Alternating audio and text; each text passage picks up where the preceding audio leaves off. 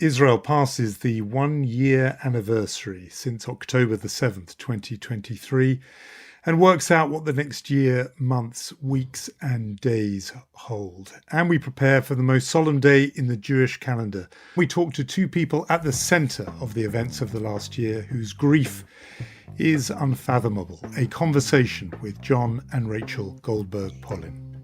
It's Unholy. I'm Jonathan Friedland of The Guardian in London. And I'm Anit Levy of Channel 12, usually in Tel Aviv.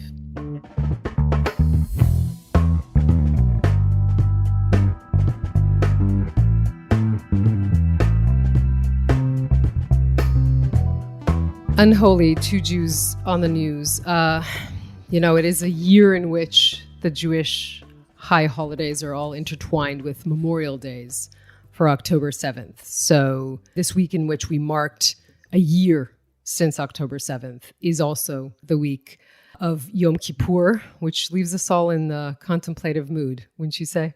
I would, and I think we've been in that mood for weeks, really. The lead up to October the 7th was, in a way, all part of it. And the fact that it coincided, as we talked about with Rabbi Angelo Buchdahl, this period, this days of awe, anyway, this is a period in which Jews are reflecting and they are thinking about the year that's gone. They are bracing in some ways for the year ahead. Anyway, that's all part of the process. But the fact that these things have now become interwoven with each other, the day itself of the massacre of October the 7th was Simchat Torah. It is now embedded in the Jewish calendar. That will be marked in the secular calendar on October the 27th. But it means these things are tied up together. And I found myself thinking in recent days whether that is now how they will always be thought of, that we will enter this period, the High Holy Days, and always have this extra shadow of October the 7th. But the day itself did come, and there were, ceremonies, memorials, small ones, large ones, all over the Jewish world, including here in London, in a rainy Hyde Park. There were other gatherings, smaller ceremonies. And I know that in Israel there were at least 2 parallel ceremonies on the day itself. And I think it would be fascinating to hear from where you were sitting how those 2 quite different ceremonies unfolded. Yeah. Well, first of all, we should say generally it's a bizarre thing to have a memorial service for an event we're still living. Right. It's not something in the past. It's something very much in the present. But the main 2 memorial services, one of them was the state official ceremony, which was, I think our listeners would maybe think back to our description on Independence Day. And there were 2, I remind you, 2 ceremonies. One was, again, the state official ceremony, and the other was the one organized by the families of the victims, because they felt, as they felt now, commemorating a year, that it isn't the right state of mind to have the state, the government, have an official ceremony. I remind you, no one from the government, particularly not the prime minister, at any point has taken responsibility or asked for forgiveness since October 7th. And the families felt like they needed to have an alternative ceremony. The difference between Independence Day and what happened now is that they didn't want them to run in a parallel way. So the families said, we respect whatever you're doing in the state ceremony, we're going to do that a few hours before. So, the news that night covered 2 different ceremonies. It was 4 hours long. All of the main networks carried both ceremonies. I'll let you guess the only network that didn't carry the family's ceremony. That is Channel 14, which is considered the mouthpiece of Netanyahu.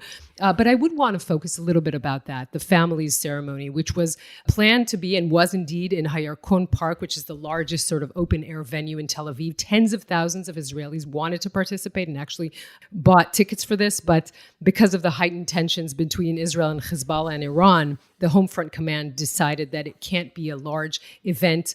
So there were 2,000 people, but it was, streamed around the world. And it was really a emotional, raw ceremony in which, first of all, the most prominent Israeli artists, singers, participated, but also families and people who went through victims of October 7th. It really was something that tried to unite Israelis, bring together the left, the right, the religious, the secular, the Ashkenazi, the Mizrahim, the Arabs, the Druze, the Jews, all of them together. I think it was very successful in doing that. We should note that the person who organized this is Yonatan Shimriz. He is the brother of Alon Shimriz. I will remind our listeners, remember that tragic event in which 3 hostages, Yotam Chaim, Alon Shimriz, and Samer Talalka, they managed to release themselves from captivity only to be tragically shot by the IDF. So his brother has become this figure for Israelis, calling for, first of all, state's inquiry into what happened and how how October 7th happened to begin with, but also this sort of voice, this alternative voice of reason, perhaps. And he was the one who organized this. So it really was a emotional, as I said, a ceremony that Israelis in general really felt spoke for them and helped them process what happened on October 7th and what has been happening since. It's very clear that even if it wasn't the official ceremony, that's the one that was where the heart of the country was. But I think it is just worth clocking what a strange thing this is to have these two ceremonies. I mean, if you imagine 1 year after 9/11, there being an official one with the president and the mayor of New York and so on, and then the real one, the emotional one with families, it's sort of inconceivable. And it says something, troubling about where the country is and the disunity and the kind of disunity there was before October 7. There was some hope. We reflected it in our own conversations that the country would very much unite after October 7, and in very important ways it did. But there is a real rift there, and it's extraordinary to me, the idea that the families themselves, the bereaved, the waiting families, are at odds with or on the other side of a divide from the government. I mean, again, imagine that gap in the 9/11 case, or listeners who in countries that have experienced terrorism, in London, the July 7th bombings, or in Madrid, the railway bombing. It's sort of inconceivable. So I think, we're going to talk about where all of this has left the country in some ways with, a conversation you had with our guests this week, but it is just worth putting a marker on that because it's significant. I mean, it is strange. You said it mirrors reality. There is a rift and a divide between two ceremonies because there is a divide in the Israeli society. And when it was clear that the ceremony, the official state ceremony, will be pre-recorded, mostly without an audience, right? Because, and this is not said officially, but it is because they are worried about hecklers or someone trying to say something during a ceremony. When there is this anger towards this government that was in charge when the biggest calamity that hit Israelis happened and has since not taken responsibility. There are families of hostages saying, we don't want you to put the photos of our loved ones in your official ceremony. That is how deep the rift is. And we talked about this a lot on Independence Day when the two different ceremonies were happening simultaneously. And that anger that the families had, that they're saying essentially we were abandoned by the government on that day and on the days after. And you have to take some sort of responsibility for that. If you don't, you are going to continue to have this kind of rift in Israel's society. As you said, even the memorial events, both of them, had to be tailored to accommodate the fact that this is not a retrospective event. This is about a war that is ongoing. The events unleashed by October 7th have not stopped. And obviously, if tens of thousands of people had gathered in Tel Aviv, that would have been a target because the rockets are still falling.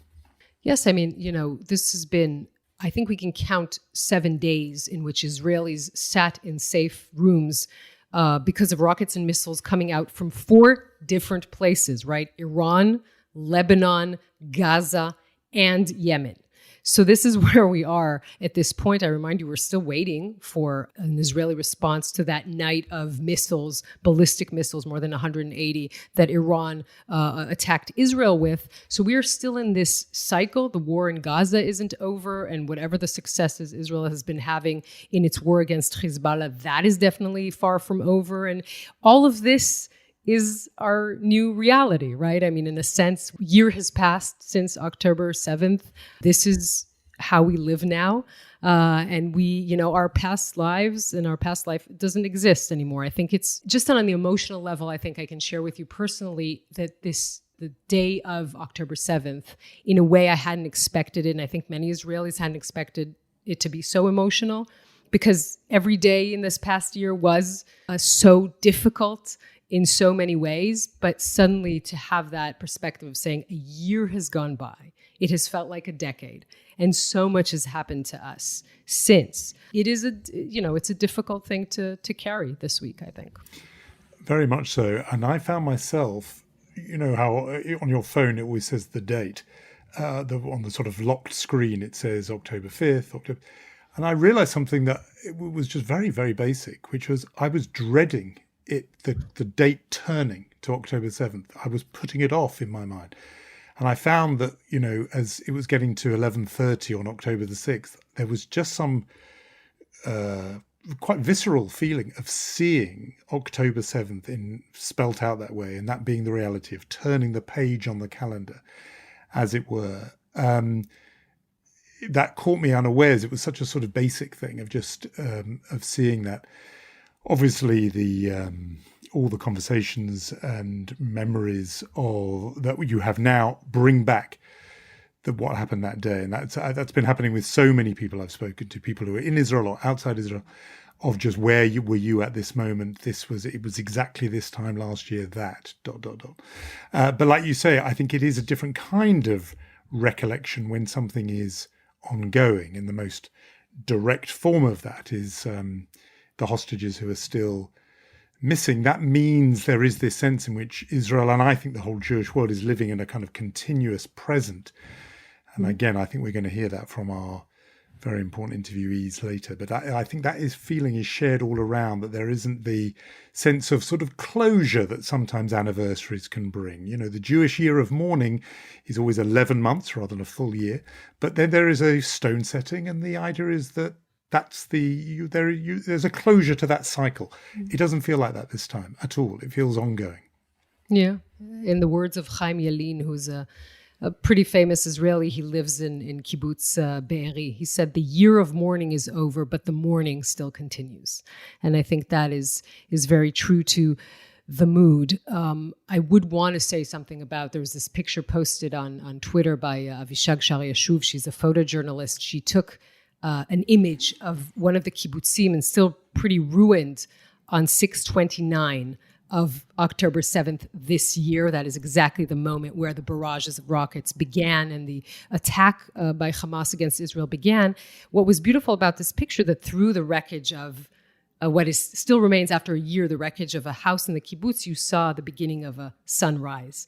And I think that is still important to note, that connects maybe to the family ceremony and to Yonatan Shimri's, and him being this sort of figure saying, we have so much work to do in fixing this country. It is up to us, but it can be done. So you still have that kind of silver lining in the cloud. You still have that even a year after, and even after everything we have gone through.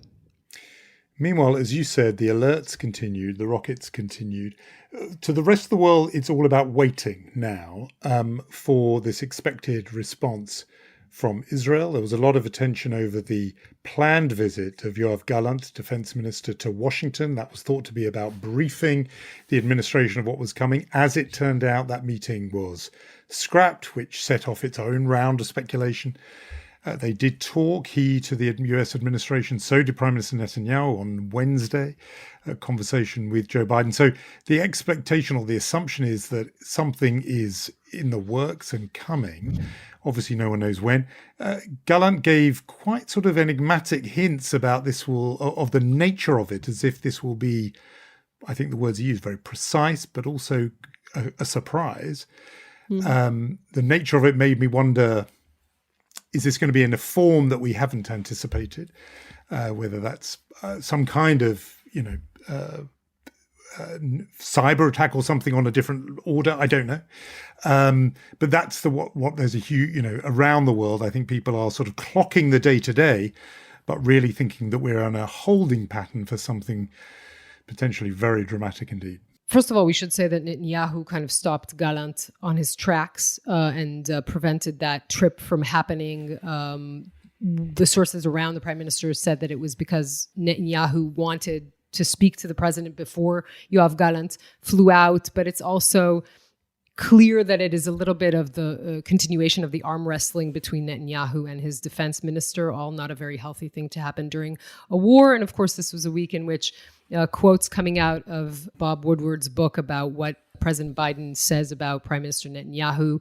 As I told you a few times, my parents listen to this podcast, so I am not going to quote, but it isn't diplomatic jargon. We'll put it that way. So clearly, the relationship between these two men is fraught. It is a precarious thing when you think of the fact that Israel does need its ally more than anything at this time in particular, when it is contemplating the response to Iran. So all of this is also happening as we're waiting the further developments.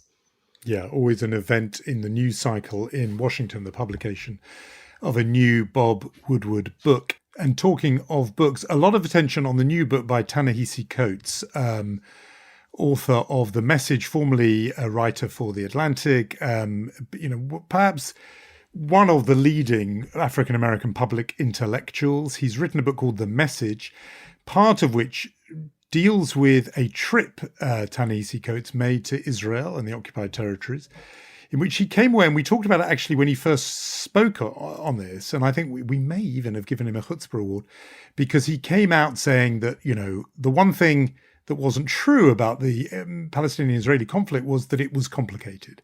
It was not complicated, he said. It's very, very simple. It's just like Jim Crow, the segregated South in America. It's basically a black and white issue. And people who try and say it's complicated, they're just trying to, pull the wool over your eyes.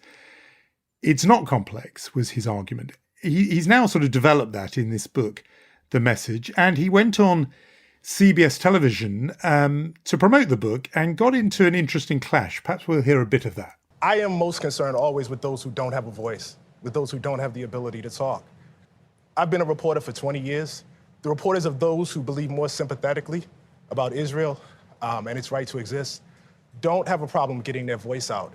But you write a book that delegitimizes the pillars of Israel. It seems like an effort to topple the whole building of it. So I come back to the question, and it's what I struggled with throughout this book. What is it that so particularly offends you about the existence of a Jewish state that is a Jewish safe place and not any of the other states out there? There's nothing that offends me about a Jewish state. I am offended by the idea of states built on ethnocracy, no matter where they are. Muslim included. I would not want a state where any group of people laid down their citizenship rights based on ethnicity. The country of Israel is a state in which half the population exists on one tier of citizenship, and everybody else that's ruled by Israelis exists on another tier, including Palestinian Israeli citizens. The only people that exist on that first tier are Israeli Jews. Why do we support that? Why is that okay? I'm the child of Jim Crow. I'm the child of people that were born into a country where that was exactly the case of American apartheid. I have a very, very, very, very moral compass about this. And again, perhaps it's because of my ancestry. Either apartheid is right or it's wrong. It's really, really simple. Either what I saw was right or it's wrong. It's an important discussion, what he claims and how to, I think, negate that claim. The fact that you compare Americans, Black Americans to Palestinians is fundamentally a faulty comparison for all sorts of reasons. I'll just throw one of them in the mix, which is the Palestinians had a chance to negotiate a better future for themselves. They have agency and they made decisions. I don't think that saying that slaves had at any point an option to negotiate their fate is something true. And I can argue a lot, but there's this huge row now because of an interview that he gave to Tony DeCopel on CBS. Because CBS itself was saying in its morning meeting, basically pointing out that the interviewer was in the wrong here. And I think that is, and of course, since then we have seen a huge backlash against that. But when you see the quotes, and they have been conversations, this morning meeting has leaked to Free Press, putting out a few of the lines there, and also noting that in this morning meeting, there have been discussions in these morning meetings whether Israel does or does not have a right to exist. This all puts a lot of questions on what do you think a good journalist interview is, and does it or does it not meet it? Because the first note by CBS was saying that it doesn't meet their journalistic standards. So it does lead you to believe, and again, full disclosure, I am Jewish and Israeli, so I don't really understand what the problem was with that interview and what not the tone or the questions. I think it was a fair and decent conversation. But the fact that this created such an uproar inside CBS is, of course, a huge story as we speak. Yeah. I wanted to just pick up on his argument, though, because I think there's something very interesting going on there in how he frames this. Earlier, not in the TV interview, he had said that all the people who are saying any claim that it is more complicated than black and white, the American South, is, his word, horseshit. I know that I'm sparing your mother's ears there, Yoni. And then when he's asked about why he'd left out any reference to Palestinian terrorism in his account, he then says, the reporters who believe more sympathetically in Israel's right to exist don't have any trouble in getting their voice out. And then he goes on to say about this point about I'm a child of Jim Crow and I have a moral compass about this. The implication there is that journalists who might be, as he put it, more sympathetic about Israel's right to exist, somehow don't have, because he talked about his ancestry, don't have themselves have an ancestry and perhaps then a moral compass that leads them to that position. It may be that it is actually, in fact, because of their ancestry and the moral compass that they have, that they do conclude that, as he put it, that a more sympathetic view of Israel's right to exist. But instead, in effect, if you put his two statements together, he's sort of saying, when I feel something because of my ancestry, it's a moral compass. When you feel something because of your ancestry, it's horseshit. That's actually the distinction he's making there. And I think it was, that interview was useful because it began to sort of tease that out. But in a way, he did need to sort of unpack it further. Friend of the podcast who's been a guest on that with us before, Hadley Freeman, columnist on the Sunday Times, said about this formulation of his, journalists who believe in Israel's right to exist. She quoted Liz Lemon, a character from 30 Rock, the TV sitcom, Jack, just say Jewish, this is taking forever. And I think there's a little bit of that there too.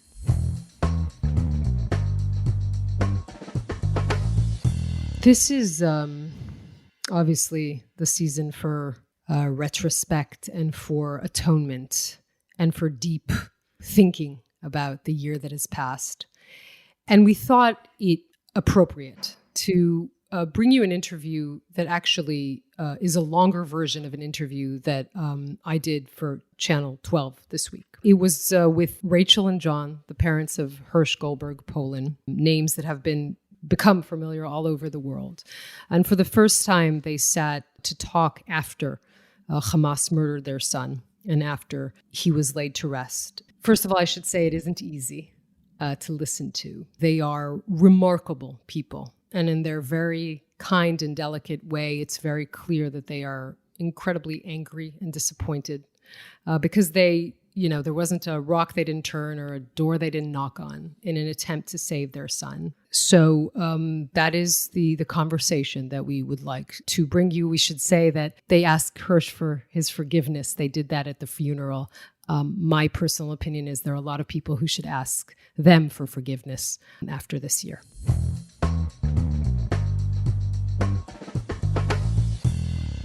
Rachel and Jon, thank you so much for talking to us today. We're sitting here, it's October 7th. It has been a year of mourning for the country, and for you personally, a year of struggle and also mourning for Hersh in the past 5 weeks. Can I ask you firstly, how are you bearing up? How are you? I would say we're terrible. This time of year, Shana Tova is like the standard go-to greeting that everybody's struggling with this year. Mine has become Shana Shel Nechama. It should be a year of comfort to people. It's what I wish for us. It's what I wish for the country. You said, Rachel, at the funeral, you asked, how do we do the rest of our lives without you? Is that becoming a little more clear to you? It's really not. I think in order to function for the 11 months before Hersh and the other 5 beautiful hostages who were found with him were discovered, we had this mission, and it required suppression of so much terror and trauma that I at least feel like I packed all of that into many, many, many suitcases and shoved all of these emotions and feelings into these bags. And those are just waiting to be opened and unpacked. And I'm also very afraid to figure out what does forward look like without Hirsch in it. And so I am very much trapped in the extreme present. How do I get through the day? And if I don't think I can do that, so how do I get through the next hour? And if that seems too overwhelming, so the next 15-minute increment. Sometimes it's the next minute. So it's very confusing trying to digest this complete unknown of a future without Hirsch. The trauma is sharpened by the fact that we really did have hope. And I think people around us, the world who got to know Hirsch and the others, had hope that they're coming home. It's just a question of when and how. And so like the stark contrast to having that hope for so long, to have it just suddenly come crashing as it ended, that's one whole emotional piece. It is, of course, striking the fact that you're still counting the days. The Absolutely. funeral was on day 332. You're still with these numbers because, as you say, the struggle continues. And I wonder, as far as you feel you can, to talk about the conditions in which they were held, all 6 of them, so that perhaps that would illustrate the urgency. They were found in this airless, completely pitch black tunnel with no plumbing. They were all emaciated and bullet ridden. Hirsch was almost 6 feet tall. He was 1.80 meters, and he was 53 kilos when we buried him. He had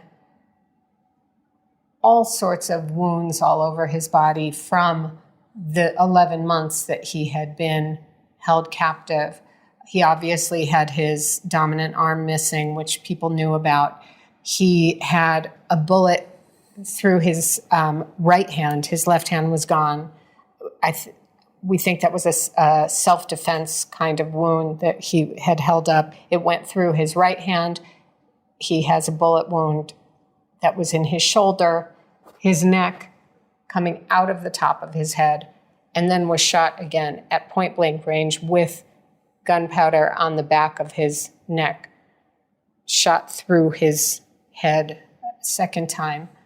Hirsch was found on his knees, like he had collapsed and was on his knees with Eden, beautiful 24-year-old Eden Yerushalmi's head was on his lap or side. It was this horrifying scene. All of them were so thin. All of them were shot multiple times at close range.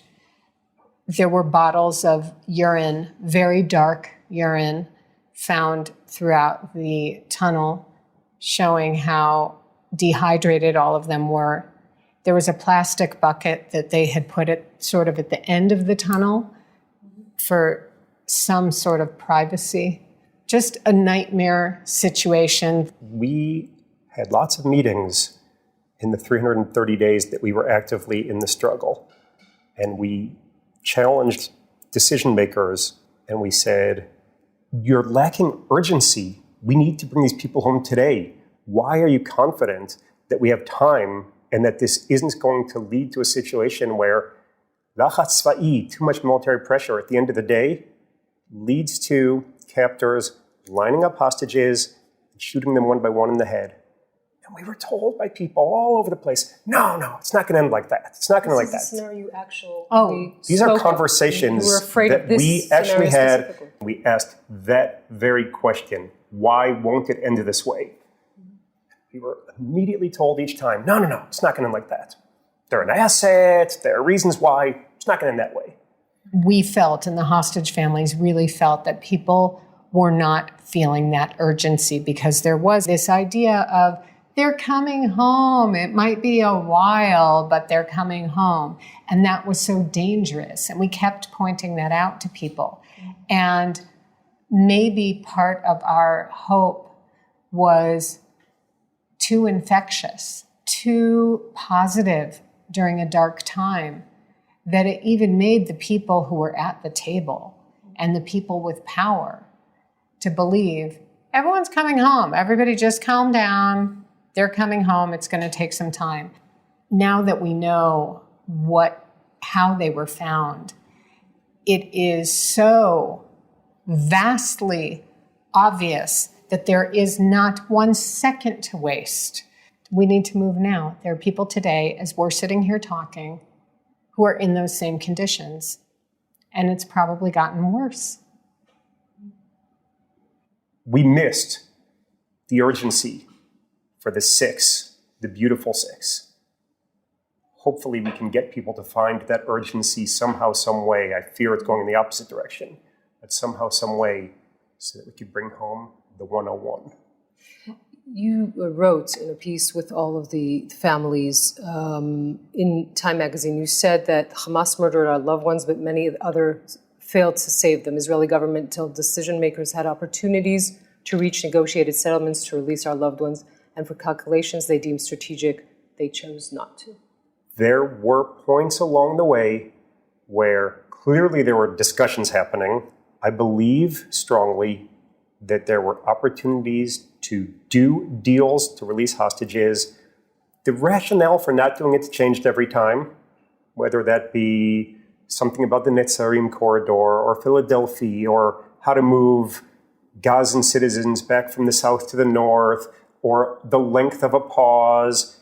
The defense minister in Israel, the head of the military in Israel, the head of the Shin Bet, the head of the Mossad, the lead negotiator were all publicly saying in July, we should seize this opportunity.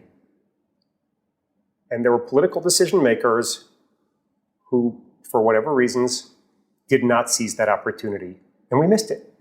It really does feel like something went awry in the decision making here. I think a lot about prior generations of Israeli decision makers. I think of a Menachem Begin.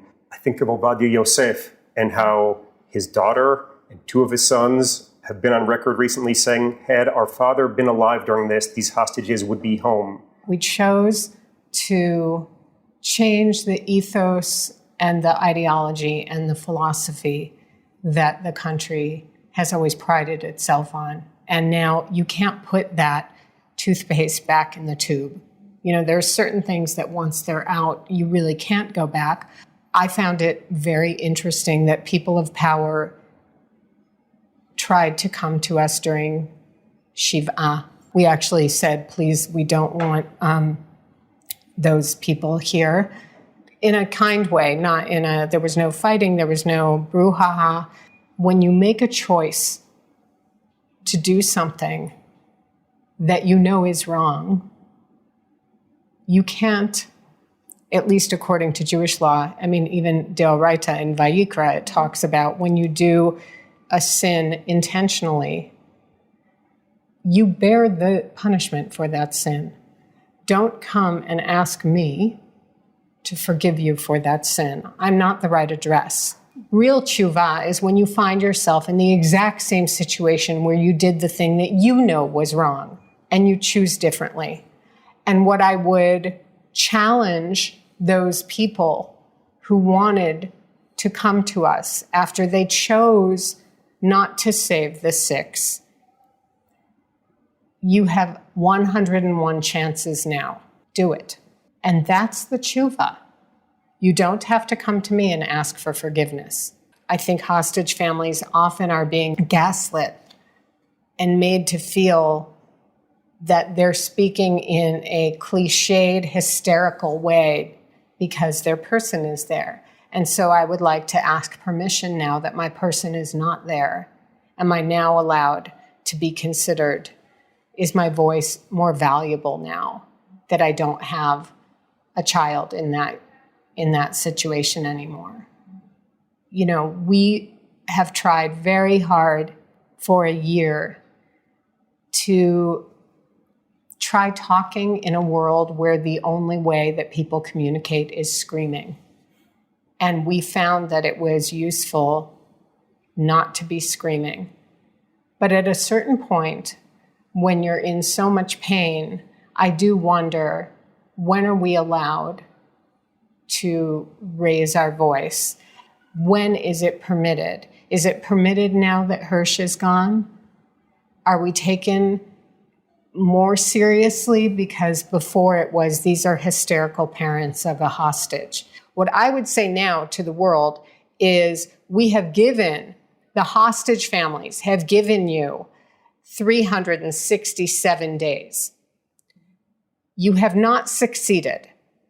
Something's off. Maybe it's time to mix up the dynamic of who is doing this. So there's room for people to be really focused on the North and on Iran and on things that are happening in the Shטachim, 100%. And the Houthis, there's room for all of that.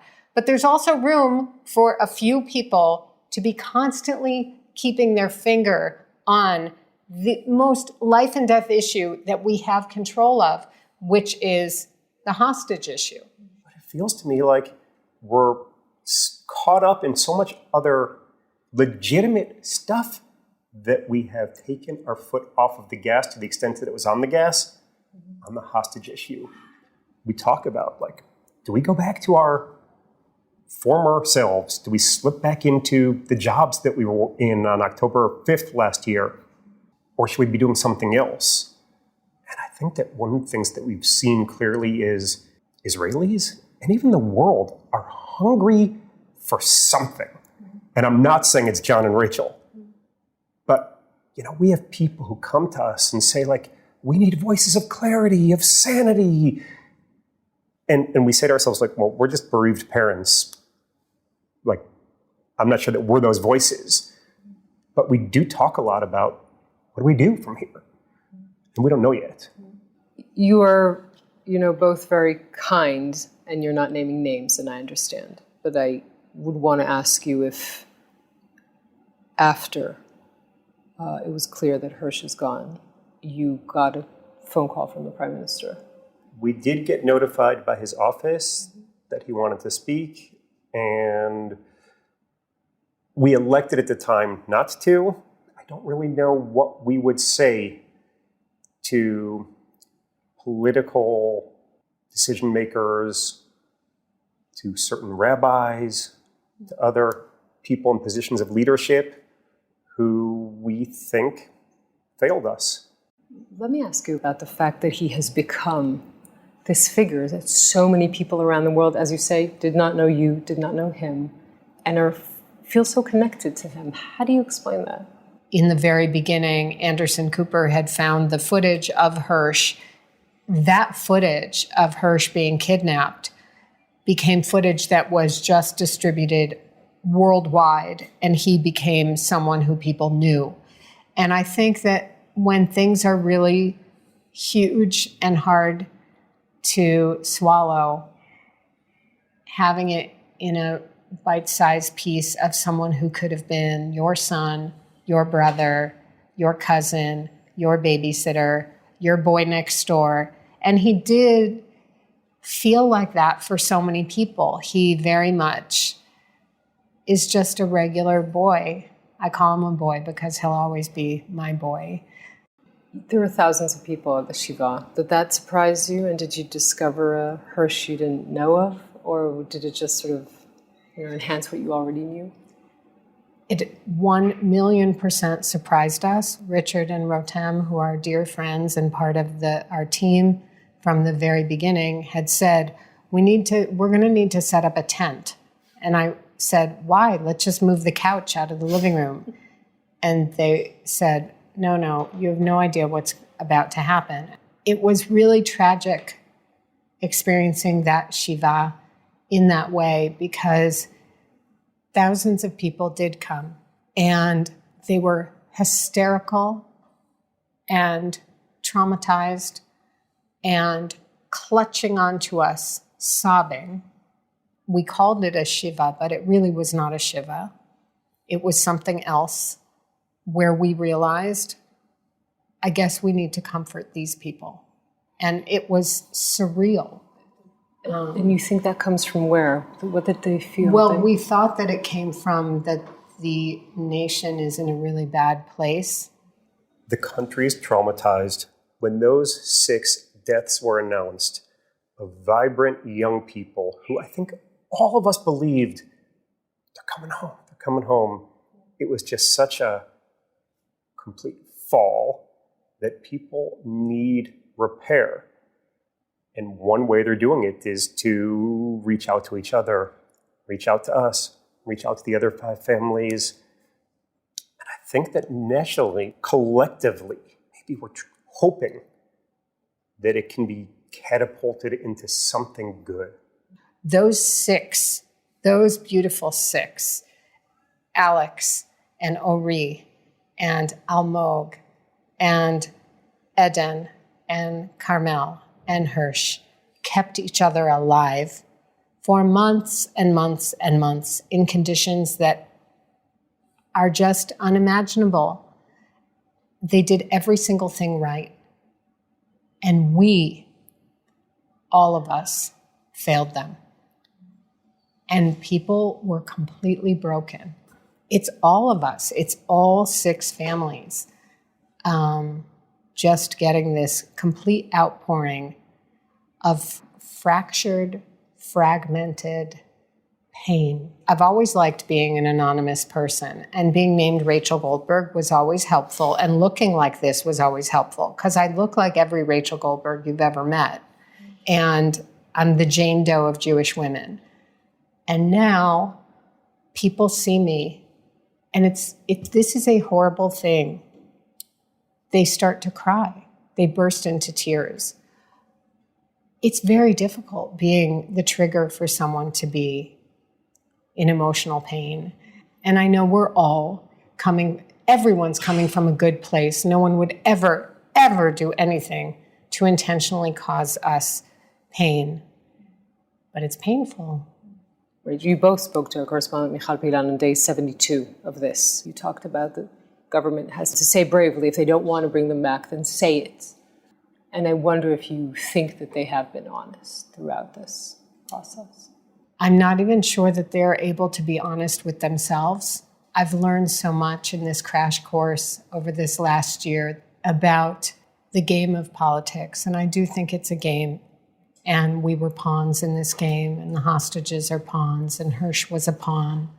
And as anyone who plays chess will tell you, pawns are expendable. We're asking if people have been honest with us, and I will admit that I'm having trust issues with anybody of any authority anywhere in the world lately. But I think that, Magia Lanu, I think we deserve to have that skepticism. When people would tell us, it's like he's our son, I always thought, please don't say that, because I know that if it was your son, you would be behaving differently. I had him for 23 years and 3 days. Then he went to the Nova, and he was stolen from me and from Jon and from his life and from himself for 328 days. I want to believe now he is okay. And the question is, how do we become okay? We are going to heal. Are we always going to have the pain of having lost Hirsch? Yes. But you can heal and go through life with feeling blessed that you had that person when you did have them. And we do feel that. There are people who walked out of Auschwitz and who went on to have a good life. They never forgot their parents and their siblings and their spouses and their children who they lost there.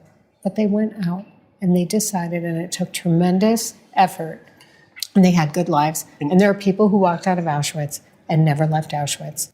We're in mourning, we're suffering, but we are making a choice personally that we are going to live life. We need to do it for ourselves, we need to do it for our daughters, and we need to do it because Hirsch would want us to. So we will live life. We, collectively, we're going to get through this. I hope it includes bringing home 101 hostages. I hope it includes returning people to the north soon. But I have confidence that we're going to get through this. Kam nu benito dad, and we are going to, as we have always done, strengthen ourselves, get up, and move forward. We need to. I don't think we have any other choice. if it was us, that somehow I had been kidnapped and I knew my family's so worrying about me all the time, and then I die, I would not want them mourning and miserable the rest of their lives because they missed me. I'd want them to love me and go on and have beautiful lives. And I'm hoping that we can figure out and navigate what that means. Rachel, Jon, thank you so much for talking to us. Thank you for having us. We should all have a Shana Shel Nechama, a year of comfort. Amen, amen, amen.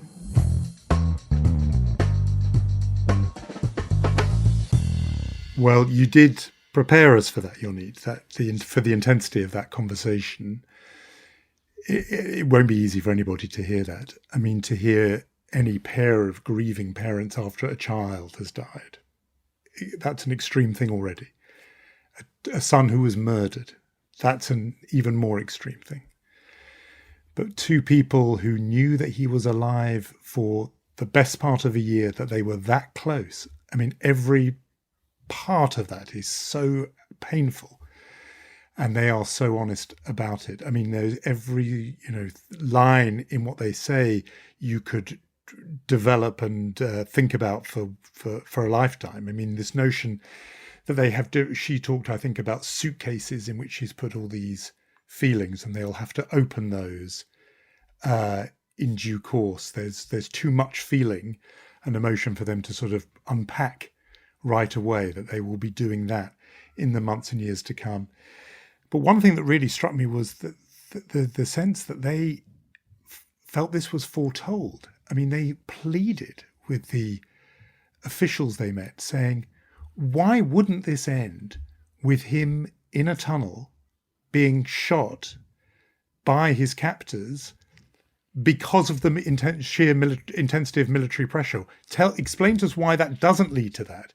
And in the end, of course, it did lead to that. So there's no hindsight about this. At the time, when their son was alive, they were saying this is not working, the military pressure. On the contrary, it's actually making it more likely that they will in the end be cornered and killed in the way they would be. So I'm just filled, you know how much I've admired Rachel when you and I spoke to her. So I'm filled with renewed admiration for their strength and their ability to talk to you about these extraordinary and painful things. These are remarkable people. There is so much to say about this conversation, beginning with how guilty they feel, and you see that with so many of the families, that they tried everything and it didn't work.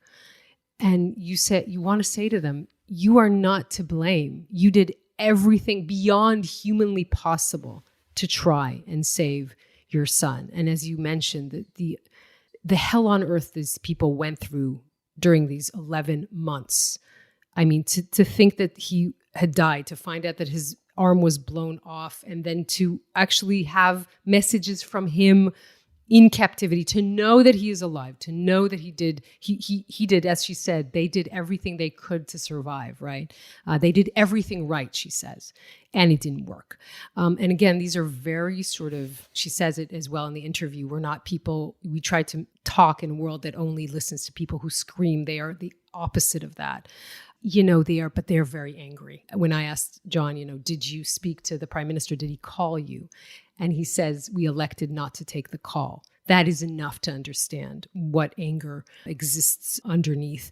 One of the things that I found so incredible was when Rachel said, I'm the Jane Doe of Jewish women, right? Yes, I just want to go back to being what I was, an anonymous person. And you think only someone so remarkable would talk about themselves in such a modest way. But you think about the fact that she says, I trigger these emotions in people. People see me and they are, so sad. You feel for that because she has become this symbol of a grieving mother. And, that is just part of the baggage that she has to carry here. I thought two things about that passage, which I agree absolutely leapt out at me. One was she still has a sense of humor. Despite all this, she says, I look like every Rachel Goldberg you've ever met or imagined. That's a funny thing to say. there's such resilience there that she's actually able to say something that's very sort of witty and funny. And then the second thing that leapt out at me there was how painful that is, that, people just have to see her and they are in pain.